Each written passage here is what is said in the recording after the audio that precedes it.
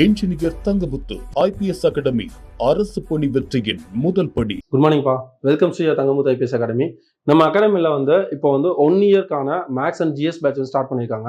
நம்ம 1 இயர்க்கான maths and GS batch என்ன ஆச்சுன்னா, வர எல்லா எக்ஸாம்ஸ்க்கும் 2026 டிஎன்பிசியாக இருக்கட்டும், TNUSRB இருக்கட்டும், வர எல்லா எக்ஸாம்ஸ்க்கும் எல்லாரும் என்ன பண்ணுவோம் அப்படின்னா, கால்ஃபர் வருது, கால்ஃபர் 3 மாசத்துல என்ன பண்ணலாம், எக்ஸாம் அப்ளை பண்ணிட்டு நம்ம டக்குன்னு அந்த டைம் ஜாயின் பண்ணுவோம். ஹரிபரியா நம்மளும் சொல்லிக் கொடுக்குற மாதிரி இருக்கும், உங்களுக்கும் நம்ம ஃபாஸ்டா போற மாதிரி இருக்கும். இப்போ 1 இயர் பேட்ச் அப்படின்னா ஸ்லோ அண்ட் ஸ்டடியா நம்ம எப்படி பேசிக்ல இருந்து டாப் அண்ட் வரைக்கும் எப்படி படிக்கணும், எந்த மாதிரி நோட்ஸ் ப்ரிப்பேர் பண்ணணும் அப்படின்னு சொல்லிட்டு ஸ்லோ அண்ட் ஸ்டடியா கொண்டு போவாங்க.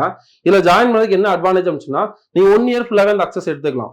ஒரு கிளாஸஸ் நீங்க ஒரு மேக்ஸை பொறுத்தளவு ஆப்டிடியூட் சேர்த்து ஒரு 50 டாபிக் இருக்கு அப்படின்னா, ஒரு பேட்ச்ல ஒரு 20-30 டாபிக் நீங்க அட்டன் பண்ணிட்டீங்க அப்படின்னாலும் ஃபர்தரா மற்ற டாபிக் என்ன பண்ணலாம், மற்ற அடுத்ததுலயும் உங்களுக்கு ஜாயின் பண்ணி விடுவாங்க. அதுலயும் என்ன பண்ணலாம், பேலன்ஸ் கவர் பண்ணிக்கலாம்.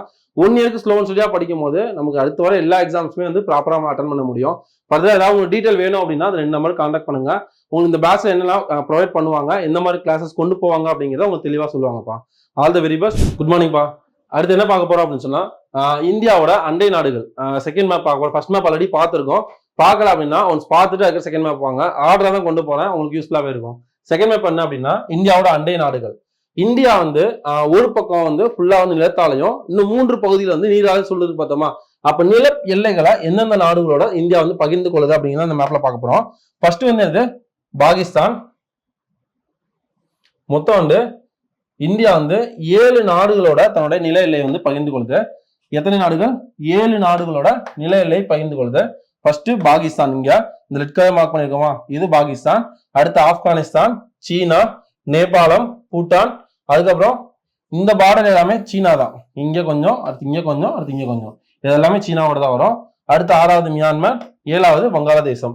இந்த 7 நாடுகளோட தான் பகிர்ந்து 7 நாடுகள் அப்படி சொல்லலாமா. பாகிஸ்தான், மேல ஆப்கானிஸ்தான், அதுக்கப்புறம் சீனா, கீழே நேபாளம், அதுக்கப்புறம் பூட்டான், அதுக்கப்புறம் மியான்மர், கீழே வங்காளதேசம். இந்த 7 நாடுகளோட பகிர்ந்து கொள்ளுது.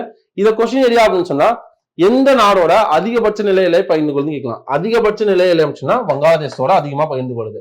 அதே மாதிரி கொஸ்டின் கம்மியான நிலையில அமைச்சுன்னா உங்களுக்கு எதோட ஆப்கானிஸ்தானோட பகிர்ந்து கொள்ளுது. கம்மியான நிலையில எதோட பகிர்ந்து கொள்ளுது? ஆப்கானிஸ்தான்.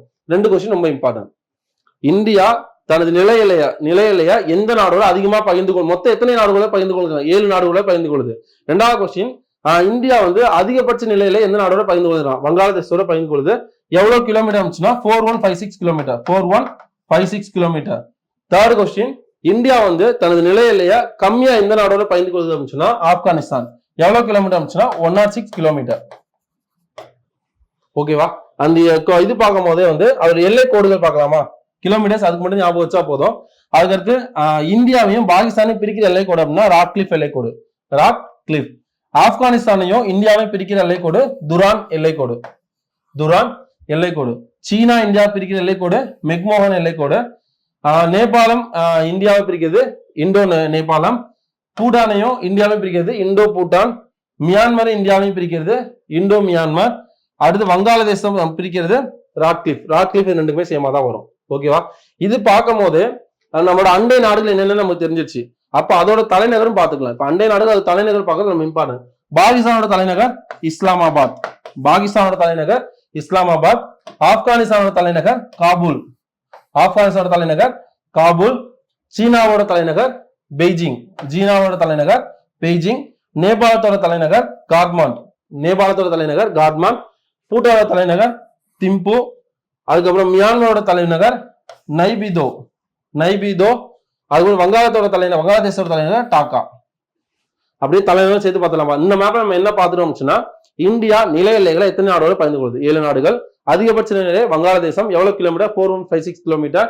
கம்மியான நிலை ஆப்கானிஸ்தான், அது எவ்வளவு கிலோமீட்டர்? 106 கிலோமீட்டர்.